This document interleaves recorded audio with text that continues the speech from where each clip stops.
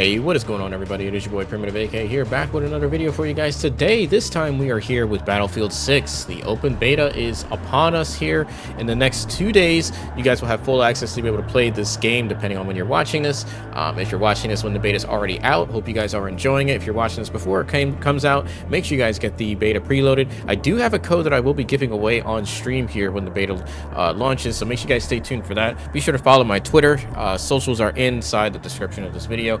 You guys can take part of that. But today we're going to be talking about the best overall settings for Battlefield 6. We're going to be focusing primarily on controller settings. I do play M&K and controller on this game, but I'm going to be starting off on controller just to kind of see how it feels. I have already played the Battlefield 6 Labs beta. For those that did not take part of that, it was basically a private closed beta session where a lot of random people, including myself and other content creators, had access to play the game early on in the early stages. Sometime back in like April is when that started. So I do have hands-on experience with this game already. Talking a little bit about my credentials, these are the best settings that I have found to be working so far throughout Battlefield. A lot of the settings in Battlefield are very much mutual between all of the games, so if you've played previous Battlefields, you'll kind of be familiar with a lot of all the settings on this game already. Some of my credentials, for those that are not aware, I am a longtime Call of Duty and also longtime Battlefield player. I've been playing both of these franchises pretty much since the games that came out.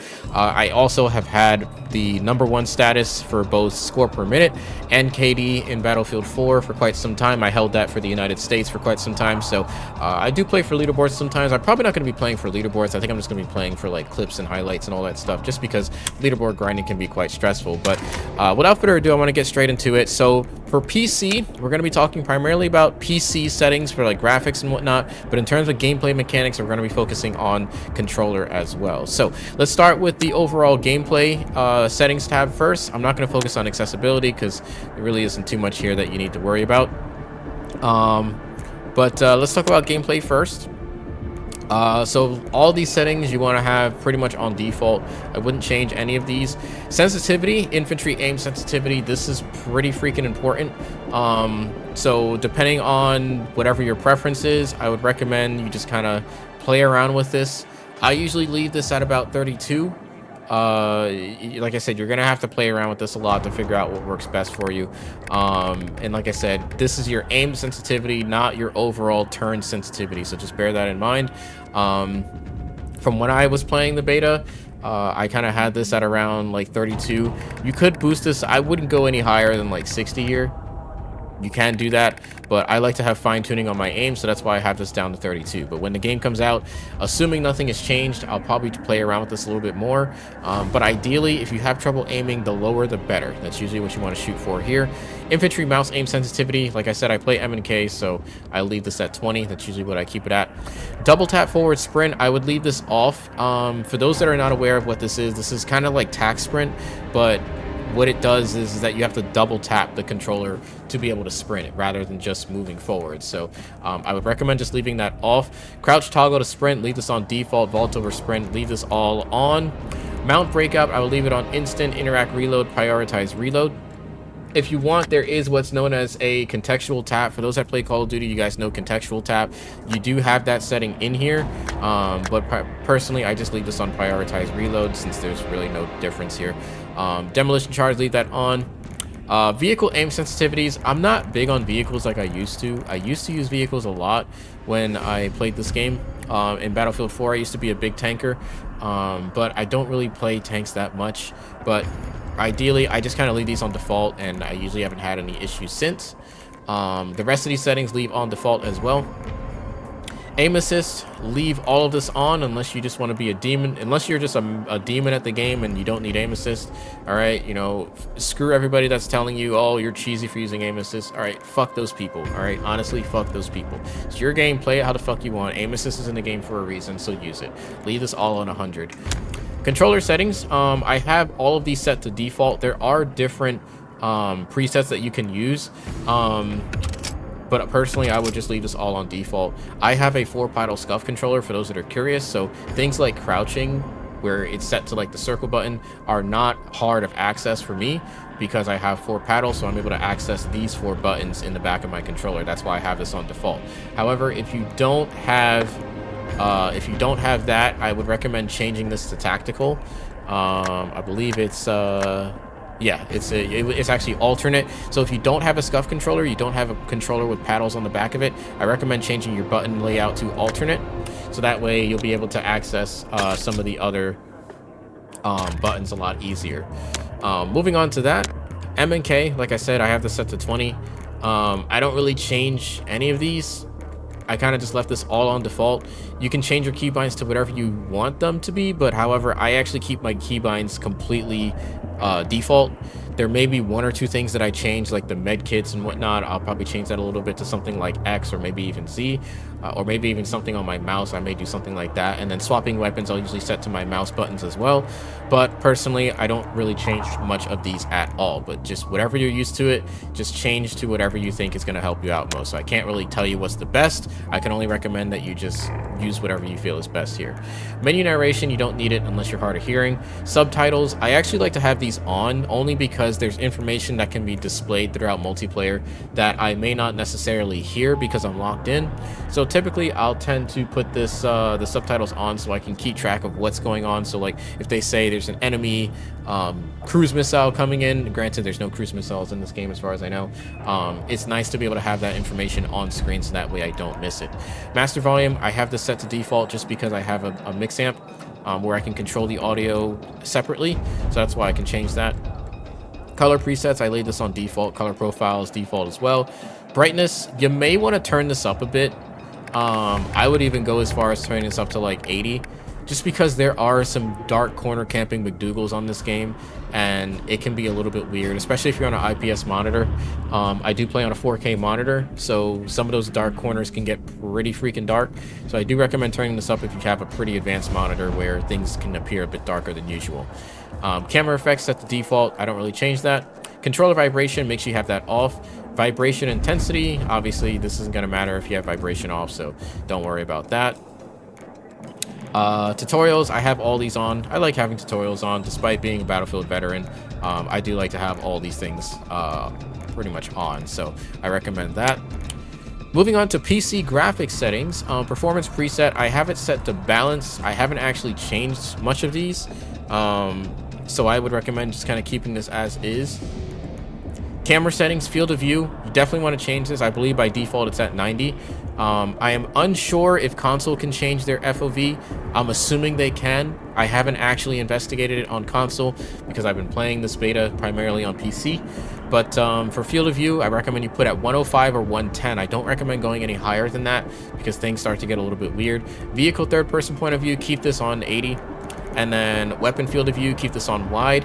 Now these settings, extremely important. World motion blur, set this to 0. All right, don't ask why, just set it to 0. Weapon motion blur, set it to 0. Camera shake, set this to the lowest default or lowest setting you possibly can. I can't stress this enough. This is like the 3 most important settings in this entire video. Turn all of this off. Motion blur is literally just for making the game look realistic. You don't need it. If you're a super sweaty competitive player like myself, where you want to have a chance to actually stay on a kill streak on this game, turn this shit off. All right? It's useless. Chromatic aberration, I would probably turn this off. Vignette, I don't even know how to pronounce that. Turn it off. You don't really need it. Film grain, absolutely turn this off. Full screen mode, I have this set to borderless because I have a 4-monitor setup. So when I'm streaming and recording, I need to be able to access my other monitors as easy as possible. And this is set to my main monitor, which is an LG Ultra Gear 4K monitor. Now, I can go to 4K on my full screen resolution here. I do play on a 4090 graphics card, so I can literally max all of this shit out if I really want to. However, when it comes to shooter games, I only play at 2K graphics. I want to be able to have as many frames as possible, and when playing this game, I can usually max out at about 240 to 250 frames on this game when playing at full screen resolution. So I recommend keeping this at 2K if you have a high-end, even if you have a high-end PC, if you have a better PC than me, for any of you gamers out there that have a 5090, I would still put this at 2K just so that way you can have the most optimal performance. VSync, make sure you have this off. Interface and HUD, I have all of this on. I don't really change any of this here. Icon intensity, I would recommend keeping this at 60. HUD icons, default. Crosshairs and indicators, keep at default as well. Chat visibility, when active, I like to see the chat. I like to see all the people shit talking on this game, so I like to have this on. Chat settings, keep it on default as well. Audio settings, sound system set to auto. This should be set to whatever your PC is set. Audio mix, I set to default mix. And audio and background I keep on as well, so that way the audio plays when you're tabbed out. Music volume, I actually turn this down a little bit. This can get pretty loud, and sometimes it's hard to hear footsteps and other sound effects going on. The other things I have set to default: hit indicators, 100% keep them on. Enable voice chat, I like to hear shit talk, keep it on. Voice chat position, keep it on flat. Voice chat volume 100. Voice chat ducking, I don't even know what this is, but keep it at default. Microphone mode, I set the push to talk, and my push to talk key button is left alt. Input device, I have this set to my studio mic, which is the Elgato Wave 3, and the output device is set to my mix amp, which is the Octus Pro wireless chat settings. Accessibility, you don't really need to change any of these. Language, music, all this stuff, you don't really need to change this. This is like the radio. There's like a radio system inside in the game, so you may want to turn the radio down a little bit just so that way it's not blaring in your ear. I just don't think it's really needed to have that super loud. Setup, all this set to default. Creator settings, there are some creator settings here. I like to have streamer mode. I don't really use streamer mode, to be quite frank, and this is like probably a shot at myself. I don't really consider myself a massive creator to be able to really get benefit out of streamer mode. I don't really get stream snipe like that, so you know, it's there if you are a bigger streamer and you need that setting. You know, it is here, which is nice, but I don't really feel like I need it. If you want to avoid like your friends stream sniping you, then you know, this may be something that you want to turn on. But otherwise, I don't really run into that issue, so I just leave this all off. I kind of like people knowing when I kill them, especially if they know who I am. It kind of creates funny streamer moments, so that's why I kind of leave it off. Minimap, I recommend minimap size. Definitely keep it 100. Now, I need a little more experience on how these settings work. I'm hoping there's a way to kind of make the minimap a little bit bigger. My assumption is that these settings allow you to do that. However, I haven't really had the opportunity to kind of take a look into these to see what they do. So I'm going to come back to this setting at another time. When the game fully comes out, I'm going to revisit these settings to see what changes and just kind of mess with that for you guys. But in terms of other than that, that's pretty much it. For the network settings, make sure you turn all of your network settings on. VoIP stats you don't really need. Network graph settings, I recommend turning this off for now. I tried turning this on, and like it gives you like some networking information here, but it really wasn't much of use, and I think a lot of people really aren't going to get much information out of it. Damage log is actually kind of useful. I've tried it a little bit. It can just be a little bit obstructive in your game, so I kind of left it off for now. But for the super extremely competitive players, you may want to get some game time with this setting here, because I think this can be useful, especially if you're concerned about dying to utter bullshit. This can kind of show the bullshit for you. It's basically like damage numbers, you know, kind of like CSGO. You can check to see how much damage you took, how much armor damage you took, and how much player damage you dealt. This can be pretty useful, so I recommend giving it a shot if you want to see that information. But otherwise, for a not really super competitive game, I don't think it's really needed. But I may play around with it more, just to kind of get some experience with that. But other than that, guys, that's pretty much it in terms of settings. Like I said, the beta will begin on August 7th. Yours truly will be playing the game starting on August 7th. We will have some streams going up, so make sure you guys stay tuned for that. I will be going for some crazy clips and highlights, so if you're into that kind of thing, make sure you guys drop a like and subscribe. I appreciate you guys showing the love and support as always. If there is any setting that you are confused about or you need help explaining further, let me know in the comments box down below, and I'll be sure to respond to as many comments as I possibly can. And I hope to see you guys on the beta. Make sure you guys drop a like, comment, and subscribe. I appreciate you guys showing the love and support. It's your boy Primitive AK, signing out. Peace out, fellas.